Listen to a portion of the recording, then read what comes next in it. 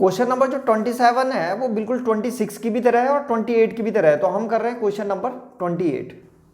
Question number 28 में लिखा हुआ है कि A B C are the vertices of the triangle A B C, find the equation number 1 the median of the triangle through A, और number 2 the altitude of the triangle through B.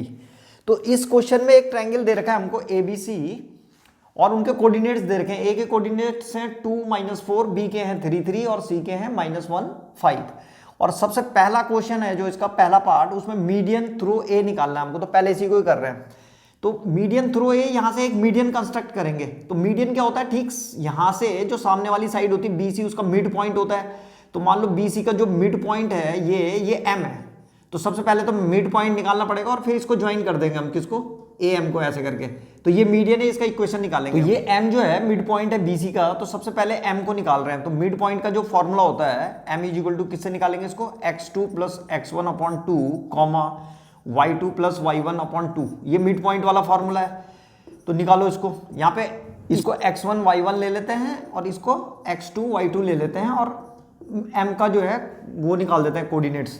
तो x2 की जगह में यहाँ पे -1, तो यहाँ पे लिखेंगे -1 प्लस x1 की जगह में 3/2 कॉमा y2 + y1, y2 कितना हो गया 5 और प्लस y1 कितना है हमारे पास 3 और /2, ऐसे करके आ गया ये, इज इक्वल टू -1 + 3 कितना होता है 2, 2/2 कॉमा 5 + 3 8 हो गया 8/2। इसको कैंसिल कर देंगे तो ये आ जाएगा 1 और इसको कैंसिल करेंगे तो ये आ जाएगा 4। तो हमारे पास मीडियन के कोऑर्डिनेट्स आ गए हैं। अब ये m के जो कोऑर्डिनेट्स हैं ये 1 और 4 आ गया। तो अब आराम से जो है हम इस लाइन का इक्वेशन निकाल सकते हैं, किसका, मीडियन ए एम का। तो यहां पे हम लिखेंगे कि equation of the median A M, तो इसमें 2 पॉइंट वाला फॉर्मूला लगा देंगे। 2 पॉइंट वाला फॉर्मूला कौन सा था हमारे पास, y - y1 = y2 - y1 upon x2 - x1 और x - x1, ये वाला फॉर्मूला यूज करेंगे। अब इसको जो है x1 y1 ले लो और इसको x2 y2 ले लेते हैं और इसका इक्वेशन निकाल रहे हैं हम यहां से निकल जाएगा इसमें। तो यहाँ पे वैल्यूज रख रहे हैं, y - y1, y1 कितना है हमारे पास, तो ये है 4, तो यहाँ पे आ जाएगा 4 is equal to y2 - y1, y2 है -4 माइनस और y1 कितना है 4, तो -4 -4 और x2 - x1, x2 है हमारे पास 2 और x1 है 1, तो 2 - 1 और यहाँ पे आ जाएगा x - x1 1।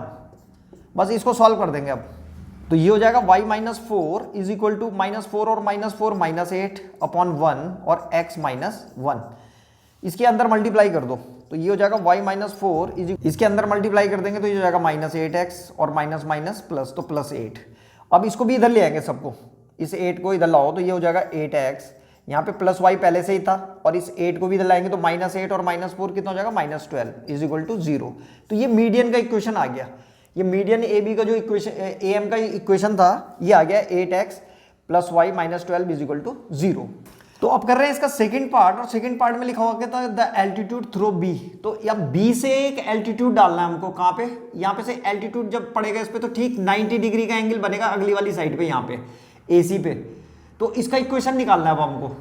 मान लो यहाँ पे ये जो पॉइंट है ये बीपी है, तो ये बीपी एल्टीट्यूड है ये। अब हमें इसका इक्वेशन निकालना है, तो इसका इक्वेशन निकालने के लिए हमें क्या करना पड़ेगा, सबसे पहले बीपी का स्लोप निकालना पड़ेगा और बीपी का स्लोप निकालने के लिए पहले हमें एसी का स्लोप निकालना पड़ेगा। तो सबसे पहले यहाँ पे लिखेंगे स्लोप ऑफ एसी। तो स्लोप ऑफ एसी कितना हो जाएगा, m इज इक्वल टू होता है y2 - y1 upon x2 - x1। तो निकालो इसको, इज इक्वल टू ये हो जाएगा ए सी ये है, इसको x1 y1 ले लेंगे और इसको x2 y2 ले लेंगे। तो y2 - y1 तो 5 -4, तो 5 माइनस और -4 तो माइनस प्लस हो जाएगा, तो यहाँ पे सीधे प्लस लिख देना चाहिए। तो यहाँ पे आ जाएगा +4 अपॉन x2 - x1 तो -1 और -2, तो यहाँ पे लिख दिया -1 -2। अब इसको सॉल्व कर देंगे तो ये जाएगा 5 + 4 कितना हो गया 9 और यहाँ पे -3, तो इज इक्वल टू ये आ जाएगा -3। तो एसी का स्लोप आ गया हमारे पास कितना, -3। अब निकालेंगे बीपी का स्लोप। तो यहाँ पे लिखेंगे स्लोप ऑफ बीपी। तो slope of BP is equal to हो जाएगा -1 अपॉन स्लोप ऑफ किसका स्लोप, ये स्लोप ऑफ एसी। तो स्लोप ऑफ एसी क्यों हुआ, क्योंकि ये परपेंडिकुलर है इस पे। इसका रीजन है कि बीपी जो है वो परपेंडिकुलर है एसी पे। बीपी जब परपेंडिकुलर होती है एसी पे तो तुम्हें याद होगा इसके लिए एक कंडीशन होती थी, m1 multiplied by m2 is equal to होता है -1। तो m2 इज इक्वल टू हो जाता था -1 अपॉन m1 ऐसे करके। अगर दो लाइनें आपस में परपेंडिकुलर हैं तो ये कंडीशन होती थी उसके स्लोपों की, m1 multiplied by m2 is equal to -1। तो अगर एक स्लोप दे रखा है, दूसरा स्लोप निकालना हो हमें, तो m2 इज इक्वल टू कितना हो जाएगा -1 अपॉन m1। तो बस यहाँ पे ऐसे ही करा -1 और इसका स्लोप हमें मालूम है AC का, तो बस निकाल रहे हैं इसको। तो इसको लिखने की जरूरत नहीं, तुम लोग निकालो सीधे। तो ये आ जाएगा slope of BP is equal to -1 upon, यहाँ पे कितना आ रखा है इसका -3, तो माइनस से माइनस कट जाएगा तो ये आ गया 1/3।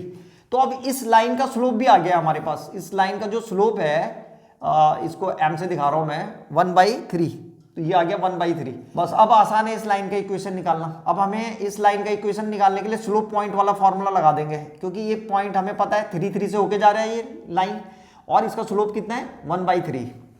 तो अब इक्वेशन निकाल देंगे इसका। तो यहाँ पे लिख दिया मैंने इक्वेशन ऑफ एल्टीट्यूड